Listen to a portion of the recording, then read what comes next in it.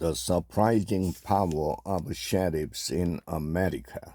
4 years ago, I drove to a small town in rural Missouri to meet the parents of Billy Ames, who were suing the San Francisco County Sheriff's Department over his death. An autopsy said the cause was a method overdose, and the jailers admitted they had strapped Mr. Ames to a restraint chair. While reporting on the case for the Marshall Project, I learned that other facilities had banned restraint chairs, medieval-looking devices that experts say can make it harder to spot a medical crisis. I visited the jail and it felt like a dungeon with moldy walls and little sunlight.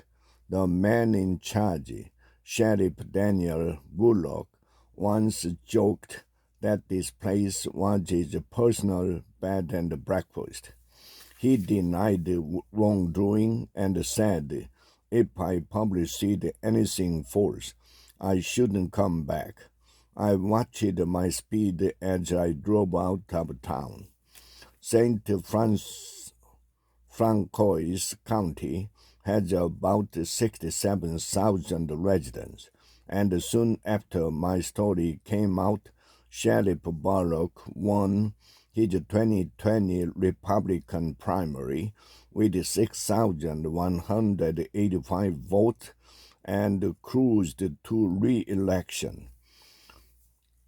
The Ames family ended up settling for $1.8 million, and the former detainees brought a class action lawsuit over the jail condition.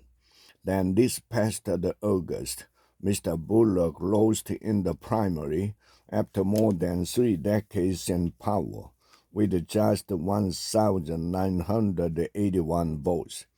The winner received 3,800. Those numbers reflect voters' typical disinterest in sheriff election, but we ignore sheriff at our peril. They wield tremendous power over the investigation, arrest, and policies that can mean the difference between life and death. A CBS News investigation found that in 2022, more than 27 people died in the custody of a sheriff for every 100,000 arrested, compared with fewer than 10 in the custody of the police.